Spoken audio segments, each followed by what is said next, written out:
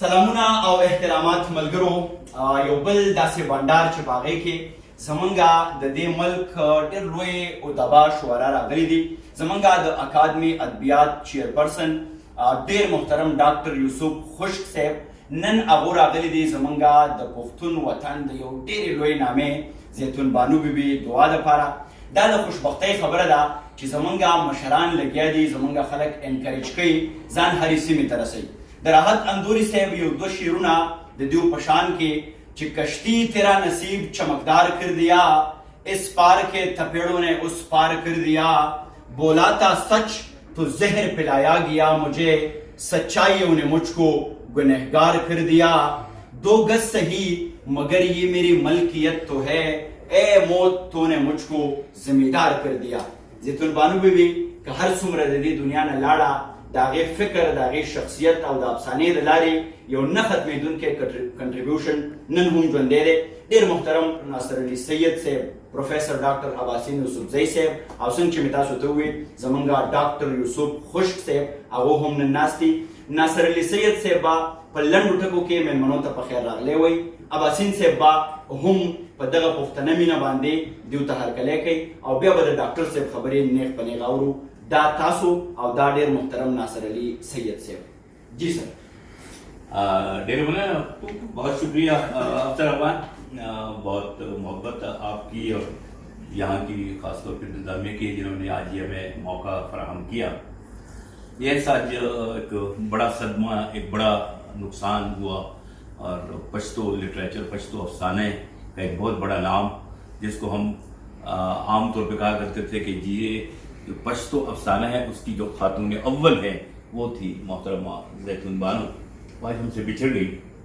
ایک بڑا نام تھا، اس کے جو کارنامے ہیں، جو ان کے حوالے ہیں، جو لٹریچر کے حوالے سے انگرنت کتابوں ہیں ان کی، اور عالمی ایک شہرت رکھتی تھی. ان نے صرف پشتو میں افسانہ نہیں لکھا، شروع میں تو ان کے افسانے ٹرانسلیٹ ہوتے رہے. مشتاق شباب صاحب نے، فقیر حسین صاحب نے، بہت سے دوستوں نے ان کو ٹرانسلیٹ کیا. لیکن چونکہ تاج سعید ان کا شریک حیات تھا مرحوم، تو ان کی تھوڑی سی ڈھارس ملی ان کو، اور اس کی وجہ سے پھر انہوں نے خود توازات اردو افسانے بھی لکھے. سو ان کی کئی کتابیں اس حوالے سے آئیں، جس میں خاص طور پہ شیشم کے پتہ کو بہت زیادہ پذیرائی حاصل ہوئی. ویسے تو انہوں نے بہت کتابیں لکھی. پہلی کتاب غالباً ان کی ہندارہ کے نام سے شائع ہوئی تھی افسانوں کی، جب وہ ابھی اسٹوڈنٹ تھی. آئینہ اس کا مطلب ہوتا ہے. اور پھر مات بنگڑی، ٹوٹی چوٹیاں. اور اس حوالے سے اگر آپ دیکھیں تو ایک پورا ایک سفر ہے. جو اصل بات میں اکثر کہتا ہوں، اور آج بھی میں دوستوں سے کہہ رہا تھا، وہ یہ ہے کہ یہاں کی جو خواتین ہیں وہ شعر و ادب سے تو بہت جڑی ہوئی تھی، کیونکہ ہمارے ہاں یہ ایک تہذیب کا حصہ ہے. ہمارے دیہاتوں میں جتنی بھی خواتین ہیں وہ تمام کئی جو شعر و ادب ہے بہت زیادہ ان سے ان کی رغبت بھی تھی. اور میں خود اپنے بچپن میں بھی دیکھتا تھا، تو ہمارے گھروں میں یہ سب کچھ، یہ سارے سلسلے چلتے تھے، لیکن کوئی خاتون سامنے نہیں آتی تھی، یا نام سے لیتی جیسے سین بی بی، اس طرح کے نام رکھ کر، اور وہ ان کا شعر جو ہے وہ باہر آ جاتا تھا. زیتون بانو اس حوالے سے پہلی خاتون ہے جس نے نہ صرف باہر نکلی وہ، اور ریڈیو پاکستان میں گئی بحیثیت پروڈیوسر، ایک بہت اچھی براڈ کاسٹر تھی وہ، اور اس حوالے سے بھی انہوں نے بہت کام کیا. پھر اس کے بعد ظاہر ہے کہ تدریس کی طرف وہ آئی، اور وہاں بھی ایک ماہر تعلیم کی حیثیت سے. لیکن اصل حوالہ ان کا وہی حوالہ جو پشتو کا افسانہ ہے، وہ جو بہت ہی مضبوط حوالہ ہے. وہ شعر بھی جو یقیناً کہتی رہی ہے، لیکن مضبوط حوالہ ان کا افسانہ ہے. یوسف خشک صاحب کے حوالے سے کیا بتاؤں کہ ڈاکٹر یوسف خشک صاحب سے ہماری دوستی کو اب تو یاد بھی نہیں کہ کب کی بات ہے. کچھ چیزیں ایسی ہوتی ہیں جس کو میرا خیال ہے یاد کرنا بھی نہیں چاہیے. یہ جب سے اکیڈمی ادبیات پاکستان کے مدار المہام بنے ہیں، چیئرمین بنے ہیں، تب سے ان کی جو دلسوزی ہے، جو ان کی ادب دوستی ہے، بلکہ جو ان کی ادیب دوستی ہے، وہ تو پہلے بھی تھی.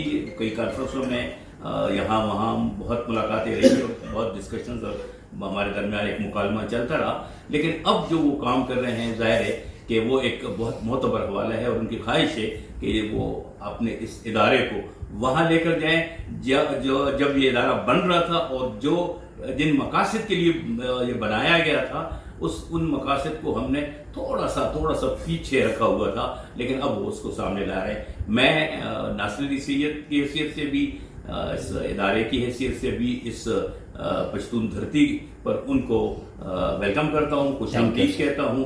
ډیره زیاته مننه کوم. شکریہ محترم ناصر علی سید صاحب. استاد محترم، محبت کول که هر څومره آسان دي، د دې عقل سره ژوند تیرول ګران دي. دا د ټول د اباسین غاړې ته ناست دي، که حسین دي که مین که رقیبان دي. ډیر محترم پروفیسر ډاکټر اباسین یوسفزئی صاحب زمونږه د دې منطقې ژوندی ګړندی او پیژندلی غږ هغو به میلمنو ته په خپل ډول باندې هرکلی او په خیر راغلی وایي. دا تاسو او دا ډیر محترم اباسین صاحب. ډېره مننه افسر افغان.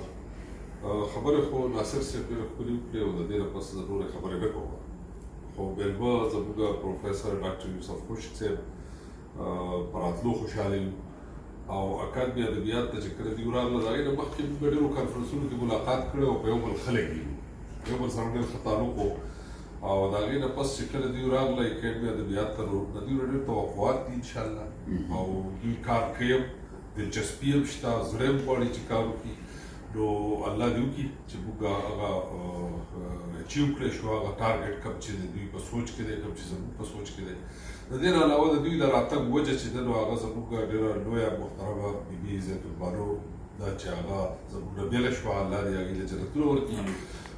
د خوشحالۍ خبره دا ده چې یو څو ورځې پس به موږ په پېښور کې د اکادمي ادبیات د خپل دفتر مالکان شو. دا زموږ لپاره ډېره خوشحالۍ ده او انشاءالله زر ته زره به کیدای شي چې وزیر اعظم صاحب افتتاح کوي. انشاءالله چې ډېر زر به په حیات آباد کې زموږ د صوبې خپل د اکادمي ادبیات پاکستان دفتر راشي. نو د ډاکټر صاحب په دې وجه هم ستاینه کوو چې موږ د خپل دفتر لپاره ډېر کوششونه کوي او ډېر وخت تېر کړو دې لپاره چې دا کار سرته ورسي.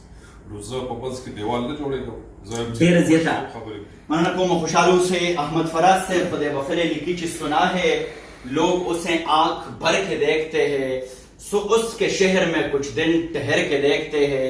سنا ہے بولے تو باتوں سے پھول جڑتے ہیں، یہ بات ہے تو چلو بات کر کے دیکھتے ہیں. تو چلو بات کر کے دیکھتے ہیں. بہت محترم ہمارے مدبر اور مفکر ہمارے اکادمی ادبیات کے جو چیئرمین ہے کرنٹ، محترم ڈاکٹر یوسف خشک صاحب، ان کو سنتے ہیں. جس طرح باسین صاحب نے فرمایا کہ بہت جلد یہاں پہ ایک آفس جو ہے اکادمی ادبیات کے اس کے اوپننگ سرمنی یہ لوگ کرنے جا رہے ہیں. کیا خوشخبری ہے، کیا خوش قسمتی ہے اس دھرتی کے لیے، اس ریجن کے لیے، یہ ہم خود چیئرمین صاحب سے سنیں گے. تو آپ اور چیئرمین صاحب.